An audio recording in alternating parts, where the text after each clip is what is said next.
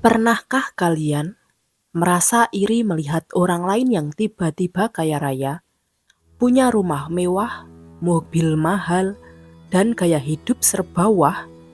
Pernahkah kalian bertanya-tanya dari mana mereka mendapatkan uang sebanyak itu dalam waktu singkat? Beberapa orang mungkin berpikir, mungkin dia bekerja keras, mungkin dia menang lotre atau slot, atau mungkin ada cara lain yang kita tidak tahu. Salah satu cara lain yang sering kita dengar adalah pesugihan. Pesugihan, khususnya pesugihan uang goib, menawarkan janji manis.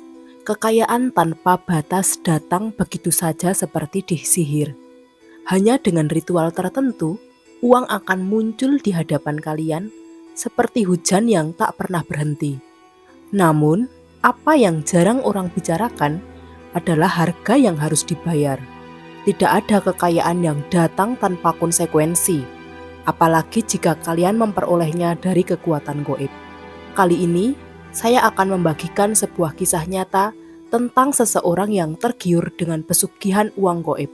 Sebuah kisah yang memperlihatkan bahwa di balik kekayaan instan tersembunyi malapetaka yang tak terelakkan. Cerita ini dimulai dengan seorang pria bernama Arman. Sejak kecil, Arman tidak pernah hidup dalam kemewahan. Ia dibesarkan dalam keluarga sederhana, selalu diajarkan untuk menghargai apa yang ia miliki, meskipun sedikit. Namun, seiring bertambahnya usia, Arman mulai merasa bahwa hidupnya tidak cukup. Melihat teman-temannya yang sudah sukses dengan rumah besar dan mobil mewah, membuatnya merasa tertinggal. Arman bekerja sebagai karyawan di sebuah perusahaan kecil. Gajinya pas-pasan untuk menutupi kebutuhan sehari-hari. Setiap hari ia bekerja keras, namun rasanya usaha yang ia lakukan tidak pernah cukup. Arman mulai frustasi. Dalam pikirannya, ia sering bertanya-tanya, sampai kapan aku harus hidup seperti ini? Apakah ini nasibku? Hanya untuk bekerja keras tanpa akhir dan tidak pernah menikmati hasilnya. Hingga suatu malam, di sebuah warung kopi yang kecil, Arman bertemu dengan seorang teman lama, Agus. Dahulu, Agus adalah teman seperjuangan yang sama-sama hidup susah. Namun malam itu penampilan Agus jauh berbeda. Agus datang dengan mobil mewah, jam tangan mahal, dan gaya hidup yang jauh di atas rata-rata. Arman yang penasaran akhirnya menanyakan bagaimana Agus bisa berubah begitu drastis dalam waktu singkat. Agus hanya tersenyum. "Man, dunia ini punya banyak rahasia. Kadang orang tidak perlu kerja keras untuk jadi kaya. Ada jalan lain. Lebih cepat, lebih mudah, tapi tentu saja semua ada resikonya." Arman terperangah. Pikirannya sudah dikuasai oleh keinginan untuk mendapatkan kehidupan yang lebih baik. Apapun resikonya, ia menatap Agus dengan penuh harap, meminta penjelasan lebih lanjut. Agus dengan bisikan halus menyebutkan sesuatu yang akan mengubah hidup Arman selamanya, yaitu pesugihan uang goib. Arman tidak tahu banyak tentang pesugihan, apalagi tentang uang goib. Namun, penjelasan Agus membuatnya semakin tergoda. Agus bercerita bahwa dengan bantuan seorang dukun, ia bisa mendapatkan uang dalam jumlah besar tanpa harus bekerja keras. Caranya sederhana, melakukan sebuah ritual tertentu yang melibatkan persembahan kecil. "Awalnya, aku juga ragu, Man," kata Agus. "Tapi ketika uang mulai muncul di rumahku, aku tahu ini nyata. Bayangkan, kamu hanya perlu melakukan beberapa hal kecil dan setiap harinya uang akan datang sendiri. Kamu bisa bebas dari kerja keras dan hidup mewah selamanya." Meski terdengar terlalu bagus untuk jadi kenyataan, Arman sudah terlanjur terpesona. Dalam hatinya, ia tahu ada yang tidak beres. Tapi bayangan kemewahan yang ditawarkan membuatnya tidak bisa berpikir jernih. Ia meminta Agus untuk mempertemukannya dengan dukun yang bisa memanggil uang gaib itu. Dalam beberapa hari, Agus membawa Arman ke sebuah desa terpencil di pinggiran kota. Di sanalah ia bertemu dengan Pak Sastro, seorang dukun tua yang terkenal karena kemampuannya dalam memanggil kekuatan gaib untuk memperkaya seseorang.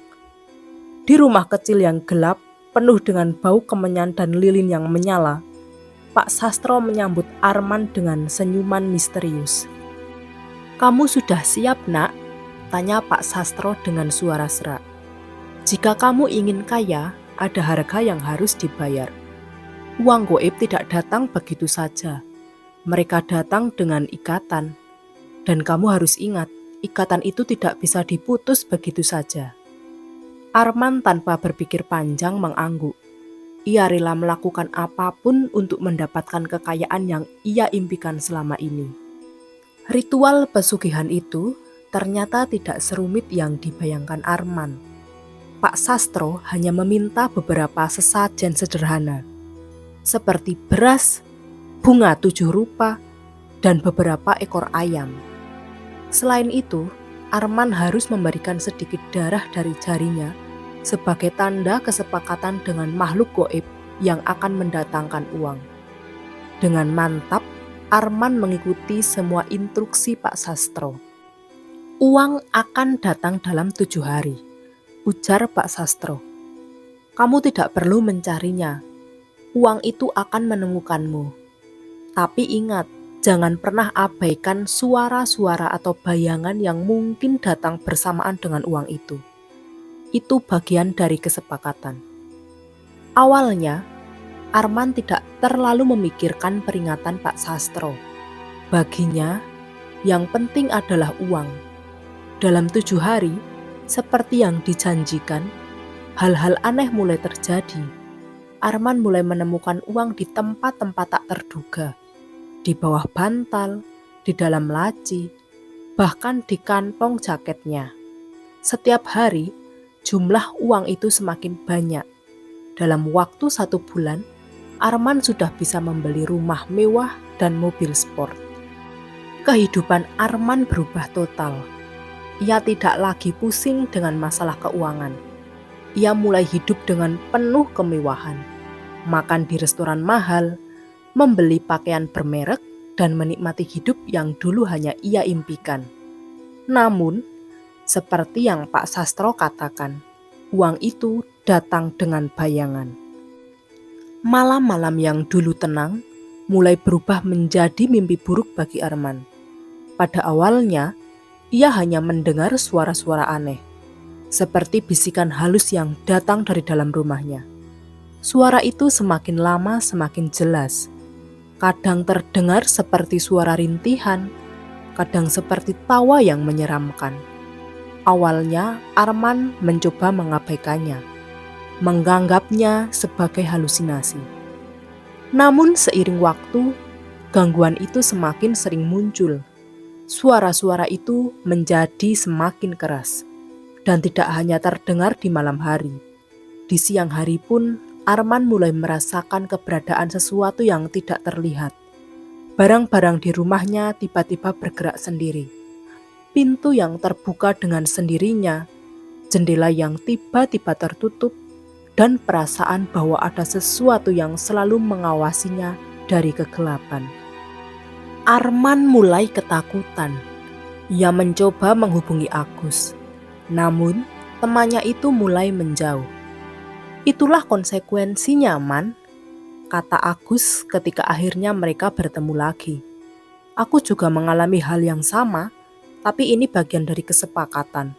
Kita harus terima." Semakin lama, bayangan-bayangan yang dilihat Arman semakin nyata.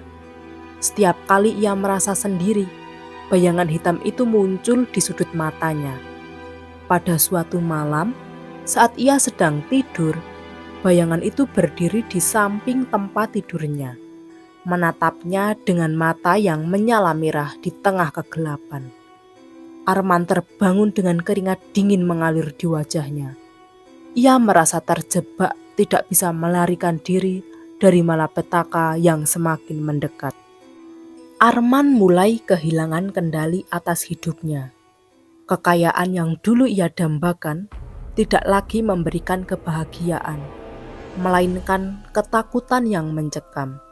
Rumah mewah yang ia beli terasa seperti penjara. Setiap malam, ia dihantui oleh bayangan makhluk gaib yang semakin dekat, seolah-olah menagih sesuatu yang lebih besar dari sekedar sesajen. Keluarganya menjauh, teman-temannya satu persatu meninggalkannya. Hidup Arman hancur perlahan-lahan, dan ia menyadari bahwa tidak ada jalan keluar dari kesepakatan yang telah ia buat.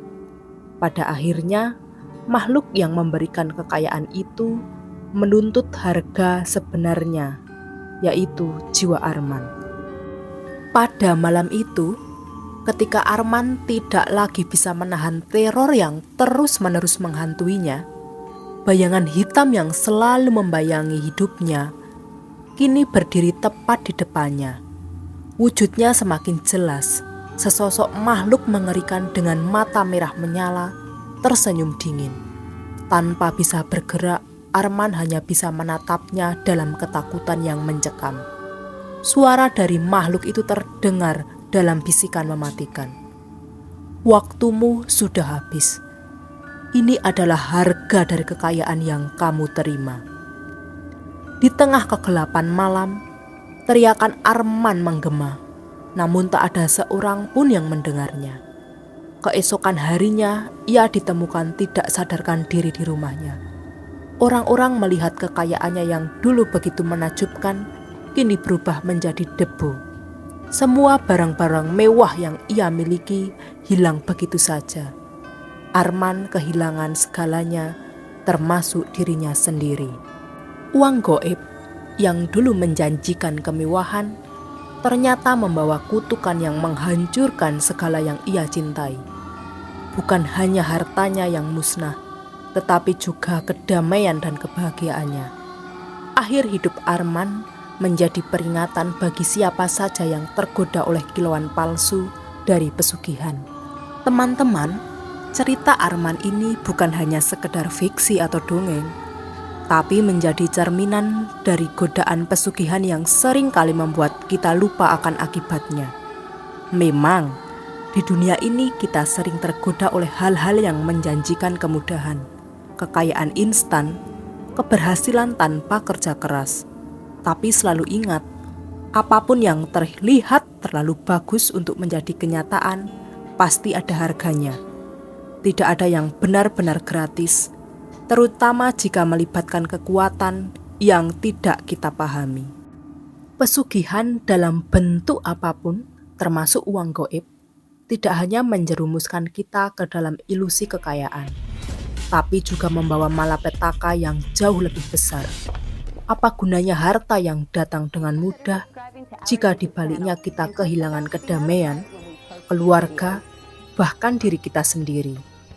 Kita semua punya impian untuk hidup lebih baik, tapi percayalah, tidak ada jalan pintas untuk mencapai kebahagiaan sejati. Kekayaan yang diperoleh melalui kerja keras, kejujuran, dan usaha yang tulus adalah kekayaan yang akan bertahan. Sementara pesugihan mungkin memberikan kilauan sejenak, tapi pada akhirnya akan menelan kita dalam kegelapan. Jangan tergiur oleh iming-iming pesugihan. Semua yang datang dengan mudah akan pergi dengan cara yang lebih menyakitkan. Hargai usaha kalian, terus bekerja keras dengan sungguh-sungguh, dan jangan pernah menukar kebahagiaan sejati dengan ilusi yang menyesatkan. Semoga kita semua dijauhkan dari godaan ini dan selalu berjalan di jalan yang benar. Pesugihan uang gaib memang menawarkan jalan pintas menuju kekayaan, tapi tidak ada yang datang tanpa harga. Arman adalah salah satu contoh dari banyak yang tertipu oleh kilauan emas yang palsu. Jangan pernah tergiur dengan kemudahan yang tidak masuk akal. Segala sesuatu yang kita capai harus melalui usaha dan keringat. Jika kalian mendengar tentang pesugihan semacam ini, Ingatlah cerita Arman dan hindarilah. Kekayaan yang datang dengan cepat bisa hilang lebih cepat lagi dan meninggalkan malapetaka yang tak terbayangkan. Maka dari kisah ini, marilah kita belajar untuk selalu waspada. Pesugihan mungkin menawarkan sesuatu yang menarik di awal, tapi akibatnya tidak pernah sepadan dengan apa yang akan hilang dari hidup kita. Selalu hargai dan syukuri apa yang kalian miliki, dan jangan pernah tergiur dengan jalan pintas yang penuh kegelapan. Terima kasih telah menonton. Jangan lupa untuk like, subscribe, dan share jika kalian menyukai cerita ini. Jangan lupa tinggalkan komentar juga. Dari daerah mana aja nih cuy kalian berasal? Sampai jumpa di cerita selanjutnya. Dan jangan lupa katakan tidak pada pesugihan.